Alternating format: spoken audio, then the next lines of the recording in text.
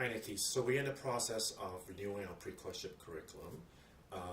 And in the new curriculum, we're not going to have what we had in the past, which is really lecture focused with maybe 15, 20 hours of lecture during the week. We're going to reduce them to 3 hours of lecture a week, plus many other modalities, teaching modalities that we're going to use, such as modules, online modules, or workshop-based clinical exercises, etc.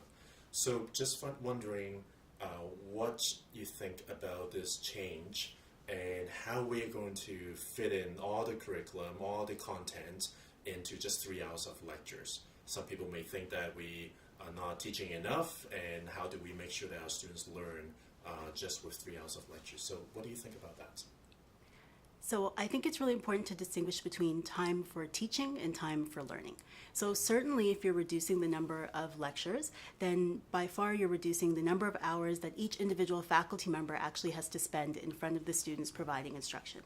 But that doesn't necessarily mean that you're reducing the amount of time for learning.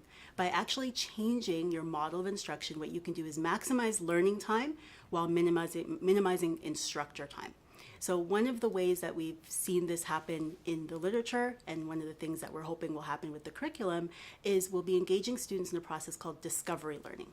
So discovery learning, as opposed to actually having people learn through direct instruction from a preceptor or from a lecturer, instead what we want to do is actually engage students in a form of inquiry-based learning or inquiry-based instruction. And what that means is that the students actually learn through solving problems. Trying to solve problems on their own allows them to actually practice retrieving different forms of knowledge, having experience getting different sources of knowledge, and using that knowledge to solve problems on their own. So even though that's not time that's been spent with an instructor in what we would traditionally think of as teaching time, it's certainly valuable to spend time on your own doing other things, working in small groups, solving problems on at home on your own, using some sort of instructional technology to maybe look at different cases. All those things are still valid learning opportunities, and hopefully the curriculum will maximize discovery learning as opposed to direct instruction. So this makes quite a lot of sense. I'm just wondering about the evidence behind it. Does it mean that this type of learning is better than lecture-based learning? Do we produce better doctors, better students from it? It's difficult to say that it's better instruction, but it's certainly a more efficient way of achieving similar goals. So direct versus discovery learning is something that has been studied extensively in the literature, in the higher education literature, in the K through 12 education literature, and also in medical education. And what we can say from all of that literature is that this is a robust phenomenon, that directed learning tends to perform not quite as well as discovery learning followed by direct learning in experimental settings and in naturalistic settings. So I think we can be fairly confident that for our students and in our context at our school, that this robust finding will lead to similar patterns in the real world. So we're not necessarily trying a brand new teaching methodology. This is something that we've seen again and again and again in the literature as being successful. So I'm confident it would also be successful here. Okay. So I have an application question. As we're developing the new curriculum, how does it impact on our faculty developing the curriculum? How do we use the theory? How do we choose what goes into the lectures, what goes into an activity, and what goes to an online module? What do you think about that? So I think that at the higher level, we can make decisions kind of as a program about the different types of content that have to happen at different points in the curriculum. So the sequencing of content, all those things, that can be decided now and in the next coming months by kind of the people like yourself and other people in charge of the curriculum.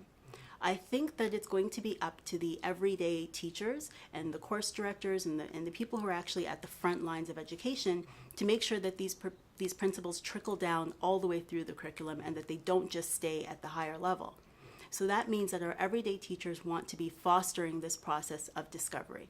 We want to encourage our students to actively try to solve these clinical problems on their own, and keeping in mind that the aim of discovery learning is not necessarily to arrive at the correct answer.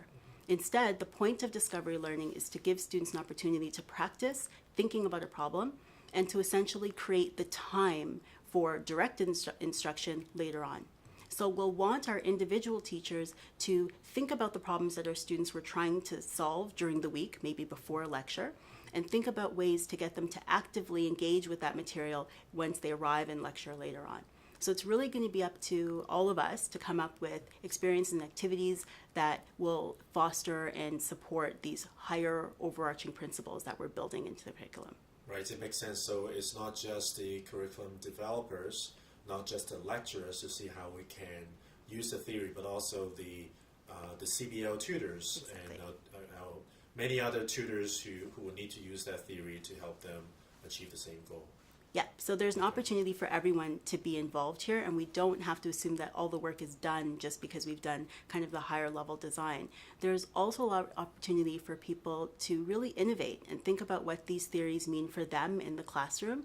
These are very higher order overarching theories. We haven't kind of been very prescriptive about what you have to do on a day-to-day basis. There's a lot of wiggle room here, and people can think about what these theories mean for them and how they approach their classroom. Okay, great.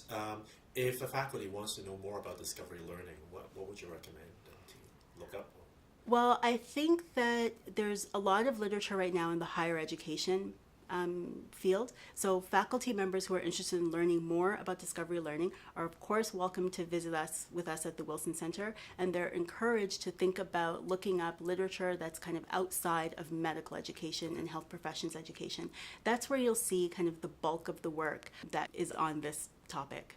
Okay, great. Thank you very much, Nikki. You're welcome.